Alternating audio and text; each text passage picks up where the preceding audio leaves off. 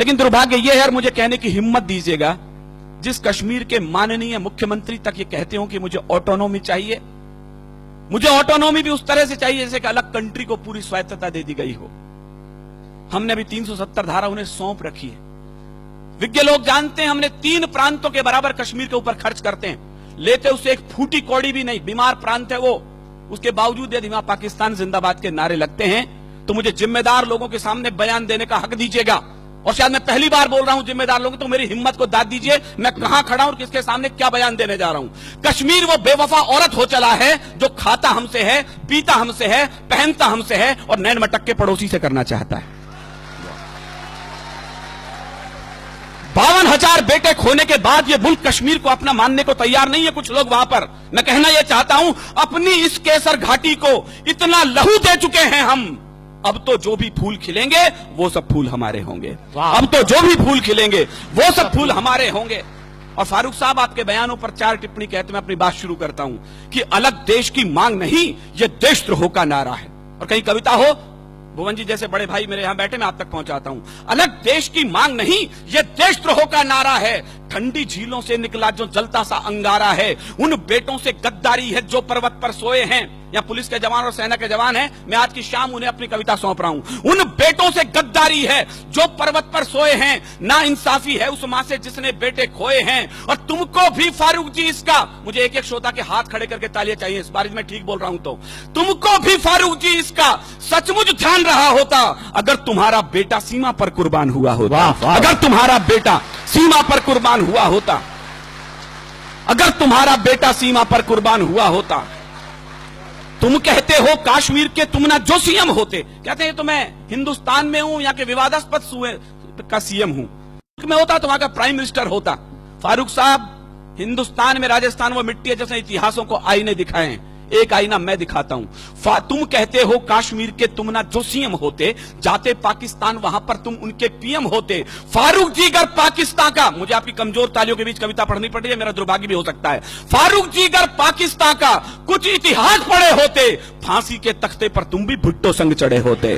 फांसी के तख्ते पर तुम भी भुट्टो संग चढ़े होते। फांसी के तख्ते पर तुम भी भुट्टो संग चढ़े होते। ये तो हम हैं जो गद्दारों को कुर्सी दे देते हैं, आस्तीन के सब सांपों को छाती पर सह लेते हैं। कोई रण में जीती भूमि भी वापस कर देता है, कोई सेना के लोहू से शाही को धो देता है, कोई मजहब के नारों से अलग देश बंटवाता है, कोई उग्रवादियों से जाकर हाथ मिलाता है। लेकिन ये तो हम लोगों की, मुझे केवल इशारे में नाम नहीं लेना, बोलना है, लेकिन ये तो हम लोगों की सब किस्मत में होना था। कुछ ऊंचे लोगों की गलती जीवन भर को ढोना था, कुछ ऊंचे लोगों की गलती जीवन भर को रोना था, कुछ ऊंचे लोगों की गलती जीवन भर को ढोना था। अच्छा होता, पता नहीं कितने लोग समझेंगे, अच्छा होता अगर पटेल कुछ लोगों को झटका देते, कुछ को आजादी मिलते ही फांसी पर लटका देते, कुछ को आजादी मिलते ही फांसी पर लटका देते। फिर ना कश्मीर का झंझट ना खूनी होली होती, फिर ना कश्मीर का झंझट ना खूनी होली होती, ना बंदूकों के साये में मेहंदी और रोली होती। अगर कबूतर श्वेत नहीं, यहां गुरु गोविंद सिंह के बेटे बैठे, मैं इनकी पगड़ी को गुरुद्वारा मान करके प्रणाम करना चाहता हूं। संजय ने अभी बताया, चुटकुलों की कौम बना के रख दिया हमने सरदारों को। माफ करें साहब, ये बलिदानों की सबसे बड़ी कौम थी। हमारे बड़े कवि बताते हैं 123 ऑथेंटिक फांसी हुई है पहले स्वाधीनता संग्राम में। आपकी तालियां इस बात को फख्र से बड़ा कर सकती है उनके बलिदान को कि 83 बेटे सिख मां की कोख ने दिए थे उसके लिए। क्या बात। हरिओम जी लिखते हैं, हम कर्जा खाए बैठे हैं गुरु गोविंद की कुर्बानी का, हम क्या एहसान चुकाएंगे उनकी आंखों के पानी का। हम उनकी गणना करते हैं आजादी के आधारों में, जिनके आगे जिनके 2-2 बेटे चिन गए दीवारों में, जिनके आगे जिनके 2-2 बेटे चिन गए दीवारों में। चापेकर बंधुओं के अलावा केवल दूसरा बलिदान गुरु गोविंद सिंह के परिवार से आता है।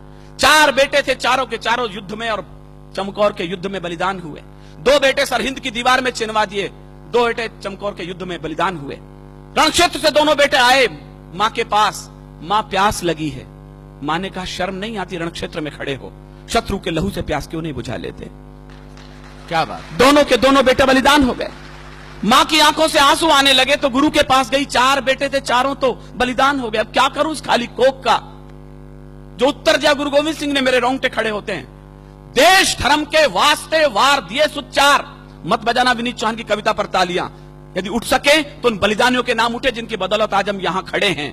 देश धर्म के वास्ते वार दिए सुत चार, अरे चार मरे तो क्या हुआ, ये जीवित कई हजार। वाह वाह, चार मरे तो क्या हुआ, ये जीवित भाई, कई क्या बात है हजार। विनीत भाई, चार वाह, मरे वाह। तो क्या हुआ, ये जीवित कई हजार। वाह। अगर कबूतर श्वेत नहीं, मेरे इशारे की भाषा, मेरी मजबूरी देखिए मुझे किन लोगों के सामने क्या बोलना है और अपनी बात भी कहनी है। एक आग का दरिया है और तैर के जाना है। मुझे दोनों पक्ष प्रतिपक्ष के लोग बैठे हैं और अपनी बात कहनी है। अगर कबूतर श्वेत नहीं, मैं आपकी बौद्धिकता पर छोड़ता हूं, इशारे पर अपनी बात कहता हूं। अगर कबूतर श्वेत नहीं, हम गुरु के बाद छोड़ देते तो लाहौर कराची को हम दिल्ली तलक जोड़ देते। वाह, वाह, तो लाहौर कराची को हम दिल्ली तलक जोड़ देते। अब भी अटल इरादे लेकर भारत के लोगों जागो, शांति मंत्र की पूजा छोड़ो, दुश्मन पर गोले दागो। शांति मंत्र की पूजा छोड़ो, दुश्मन पर गोले दागो।